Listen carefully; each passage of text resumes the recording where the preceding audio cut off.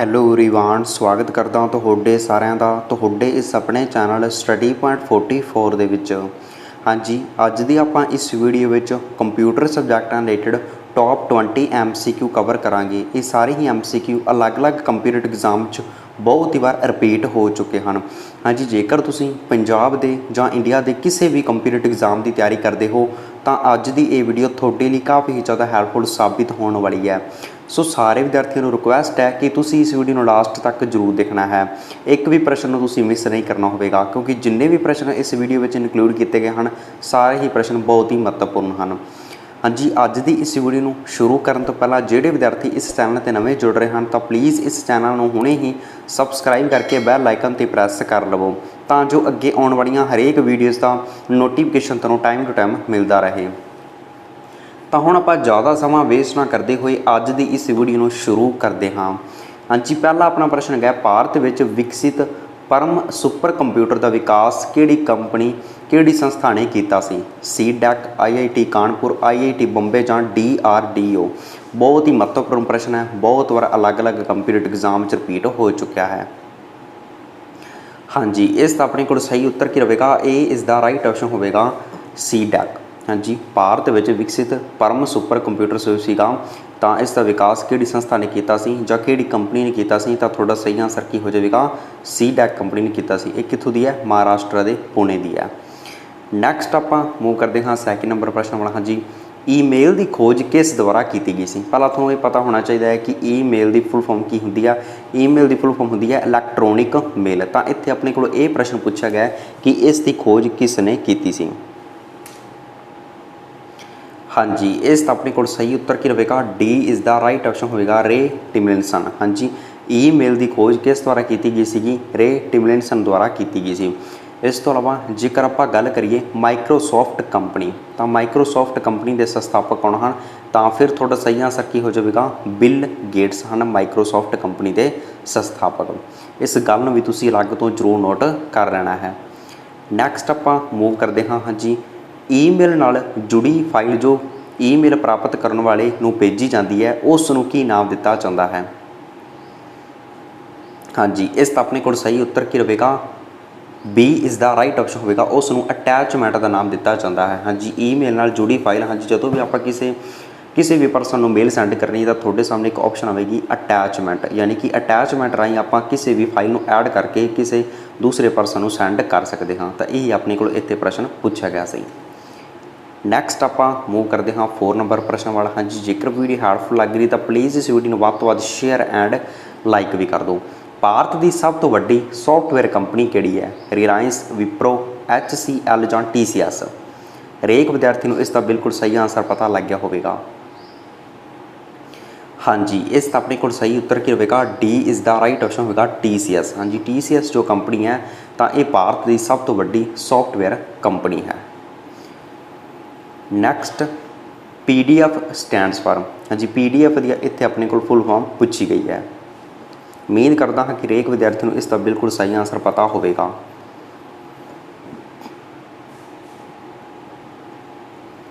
हाँ जी, इस अपने को सही उत्तर की रहेगा, A is the right option होगा, पोर्टेबल डॉक्यूमेंट फॉर्मेट। हाँ जी, PDF की अपने को फुल फॉर्म की होंगी है, पोर्टेबल डॉक्यूमेंट फॉर्मेट।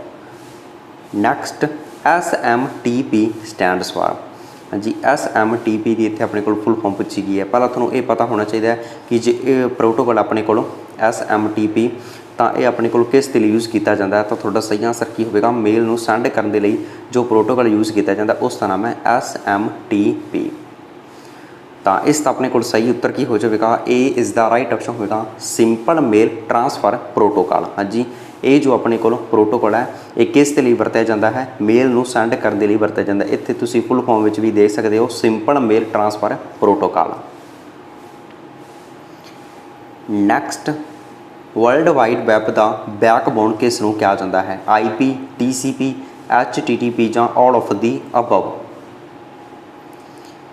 हाँ जी, इस अपने को सही उत्तर की रहेगा, C is the right option होगा, HTTP। हाँ जी, वर्ल्ड वाइड वैब का बैकबोन किस नूं कहा जाता है? तो थोड़ा सही आंसर की होगा, HTTP यानी कि हाइपर टैक्स्ट ट्रांसफर प्रोटोकॉल नूं वर्ल्ड वाइड वैब का बैकबोन कहा जाता है।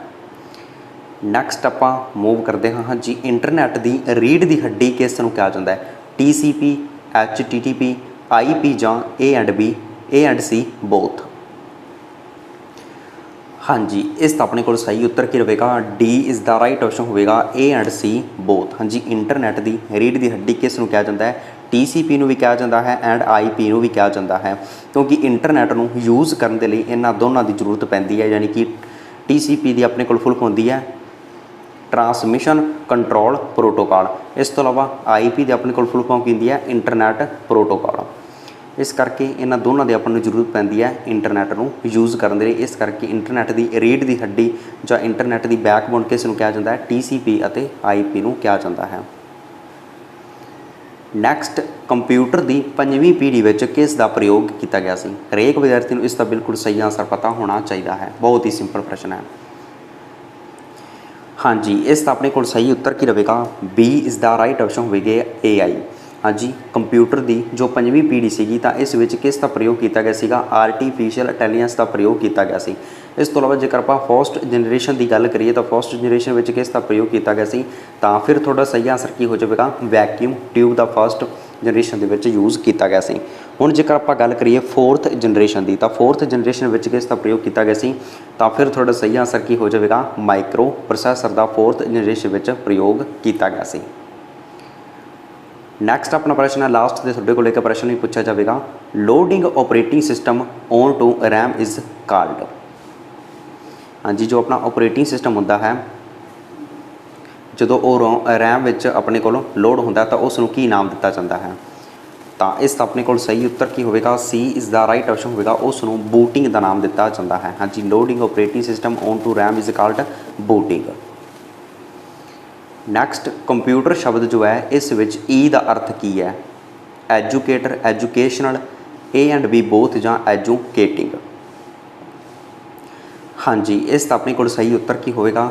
B is the right option ਹੋਵੇਗਾ, ਐਜੂਕੇਸ਼ਨਲ। ਹਾਂਜੀ, ਕੰਪਿਊਟਰ ਸ਼ਬਦ ਵਿੱਚ E ਦਾ ਅਰਥ ਕੀ ਹੈ? Educational. Next, what is the shortcut key of select all.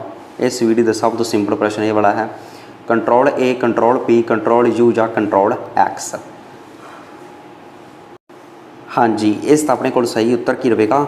ਇਸ ਦਾ ਆਪਣੇ ਕੋਲ ਸਹੀ ਆਂਸਰ ਰਹੇਗਾ A ਯਾਨੀ ਕਿ ਕੰਟਰੋਲ ਪਲੱਸ A। ਹਾਂਜੀ, what is the shortcut key of select all ਤਾਂ ਤੁਹਾਡਾ ਸਹੀ ਆਂਸਰ ਕੀ ਹੋਵੇਗਾ?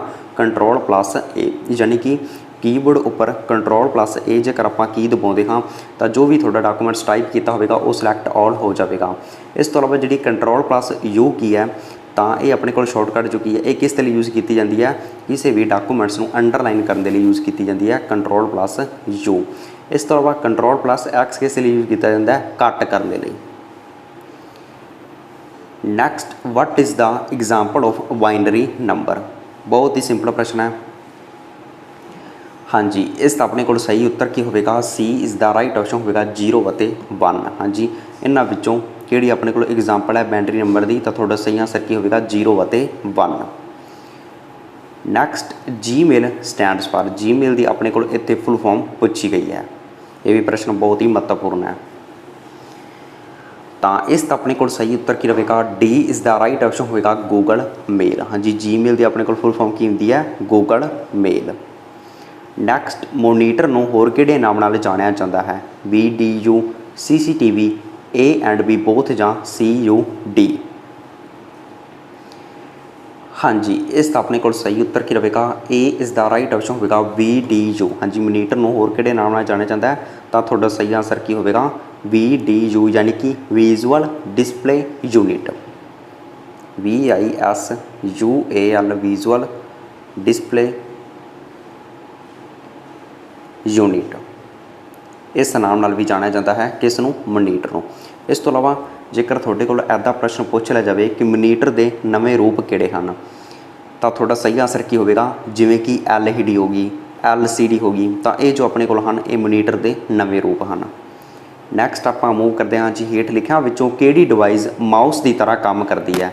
ਕੀਬੋਰਡ, ਮਾਊਸ, OCR ਜਾਂ ਟੱਚ ਪੈਡ। ਹਾਂਜੀ, ਇਸ ਦਾ ਆਪਣੇ ਕੋਲ ਸਹੀ ਉੱਤਰ ਕੀ ਰਹੇਗਾ? D is the right option ਹੋਵੇਗਾ, ਟੱਚ ਪੈਡ। ਹਾਂਜੀ, ਜੋ ਆਪਣਾ ਲੈਪਟਾਪ ਹੁੰਦਾ ਹੈ ਉਸ ਦੀ ਟੱਚ ਪੈਡ ਜੋ ਹੁੰਦੀ ਹੈ ਉਹ ਬਿਲਕੁਲ ਮਾਊਸ ਦੀ ਤਰ੍ਹਾਂ ਕੰਮ ਕਰਦੀ ਹੈ, ਇਹ ਤੁਹਾਨੂੰ ਪਤਾ ਹੈ। इस तो इलावा जेकर आप कीबोर्ड की गल करिए एंड माउस की गल करिए, ये दोनों ही अपने को जो हैं ये भी इनपुट डिवाइस हैं। OCR भी अपने को इनपुट डिवाइस है एंड टच पैड भी अपने को इनपुट डिवाइस है।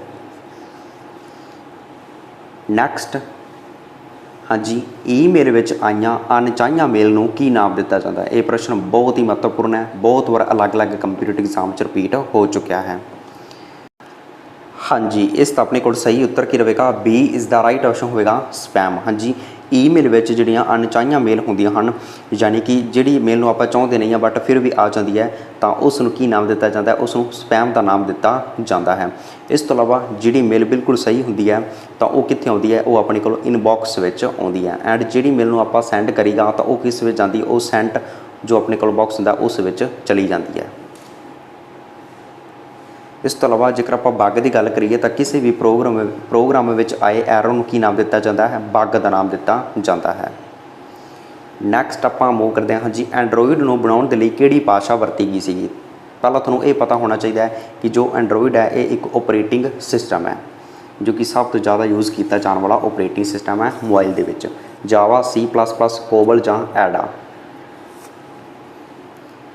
हाँ जी, इसका अपने को सही उत्तर की हो जाएगा, इसका अपने को सही आंसर आएगा ए यानी कि जावा। हाँ जी, एंड्रॉइड नूं बनाउण दे लई किहड़ी भाषा की वरतों की गई सी, जावा लैंगुएज की वरतों की गई सी। तो हुण आपां नैक्सट प्रश्न वाला मूव करते हैं। हाँ जी, फर्स्ट जनरेशन के कंप्यूटरां की प्रोग्रामिंग भाषा किहड़ी सी, कोबोल, मशीन, फोर्ट्रन जां जावा। बहुत ही सिंपल प्रश्न है। हाँ जी, इसका अपने को सही उत्तर की रहेगा B is the right option होगा मशीन। हाँ जी, फर्स्ट जनरेशन के जो कंप्यूटर से तो इन्हां विच किहड़ी प्रोग्रामिंग भाषा यूज़ की गई सी, तो तुहाडा सही आंसर की होगा मशीन भाषा।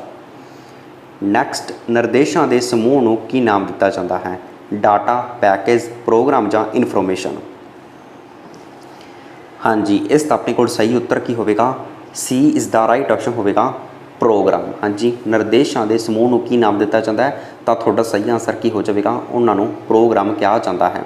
इस तो इलावा जिहड़ा रॉ मटीरियल होता है जां रॉ फैक्ट्स होंदे ने, तो उन्होंने की नाम दिता जाता है, तो फिर तुहाडा सही आंसर की होगा, उसनूं डाटा का नाम दिता जाता है। नैक्सट तुहाडे लई अज दा प्रश्न। हाँ जी, मदरबोर्ड नूं होर किहड़े नाम नाल जाणिया जाता है। हाँ जी, इस प्रश्न का आंसर सारे विद्यार्थियों ने कमेंट बॉक्स में जरूर दसना होगा। ऑप्शन थोड़े सामने हैं, PCB, ALU, CU जां प्रोसैसर। तो इसका आंसर तुसी कमेंट बॉक्स में जरूर दसना होगा। इस तरह अज की अपनी ये वीडियो इत्थे ही समाप्त होती है। ये वीडियो थोनों किस तरह लगी कृपा करके कमेंट बॉक्स में जरूर दसना है। एंड जेकर थोनों ये वीडियो हैल्पफुल लगी तो प्लीज़ इस वीडियो अपने फ्रेंड्स नाल भी जरूर शेयर करना है, तो जो एग्जाम च उन्होंने भी हैल्प हो सके। इस तो इलावा जोड़े विद्यार्थियों ने हजे भी इस चैनल को सबसक्राइब नहीं किया, तो प्लीज़ इस चैनल को हुणे ही सबसक्राइब करके बैल आइकन पर जरूर प्रैस कर लवो, तो जो अगे आने वाली हरेक वीडियोज़ का नोटिफिकेशन थोनों टाइम टू टाइम मिलता रहे। इस तो इलावा तुसी मैनूं इंस्टा ते फॉलो कर सकते हो, लिंक तुहानूं डिस्क्रिप्शन बॉक्स प्रोवाइड करवा दी गई है। इस तो इलावा इस चैनल पर कंप्यूटर सबजैक्ट रिलेटेड पहला भी बहुत सारी वीडियोज़ अपलोड की जा चुकिया हैं। जेकर तुसी उन्होंने वीडियोज़ को देखना चाहते हो तो तुसी इस चैनल की प्लेलिस्ट में विजिट करके देख सकते हो, उत्थे तुहानूं सारी वीडियोज़ प्रोवाइड करवाई हुई हैं। सो सारे विद्यार्थियों को रिक्वेस्ट है कि तुसी उन्होंने वीडियोज़ को भी 1 तो 2 बार जरूर देख लेना है, तो जो एग्जाम च थोड़ी हैल्प हो सके। तो हुण आपां अज दी ये वीडियो इत्थे ही समाप्त करते हैं, मिलते हैं किसी next video they which. Thank you.